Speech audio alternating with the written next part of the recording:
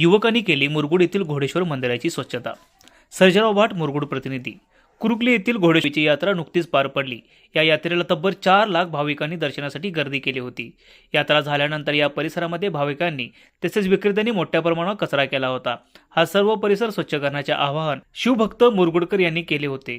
यानुसार पहाटे 5 वाजल्यापासून 10 वाजेपर्यंत तब्बल 5 तास मंदिर आणि परिसर स्वच्छ केला। पहाटे 5 वाजता शिवभक्त आणि हळदवडे कुर्णे येथील हे युवक एकत्र आल्यानंतर स्वच्छतेस सुरुवात करण्यात आली। हातामध्ये खराटा, खोरी, बुट्ट्या घेऊन मंदिर परिसर स्वच्छता करण्यास सुरुवात केली।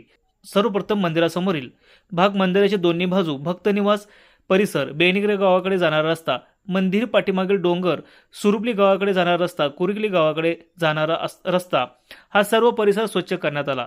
यावेळी तब्बल 4 ट्रॉली कचरा मिळून आला। त्याची योग्य ती विल्हेवाट लावण्यात आली। याबरोबरच तब्बल 500हून अधिक दारूच्या बाटल्या देखील मिळून आल्या। शिवभक्त मुरगुडकर यांना नुकतेच उद्योगपती विनोद चौगले यांनी स्वच्छतेसाठी साहित्य प्रदान केले होते। ते आज उपयोगात आणत त्यांनी ही स्वच्छता केली। शिवभक्तांनी याआधी कोरणी मंदिर, वाघापूर मंदिर, मुरगुड अंबाबाई मंदिर, शहरातील सर्व मंदिरे, तलाव परिसर, तलावाचा ओढा, वेदगंगा नदीचा ओढा, वेदगंगा नदी या ठिकाणी स्वच्छता केली असून त्यांच्या या स्वच्छतेच्या उपक्रमाचे सर्वत्र कौतुक होत आहे।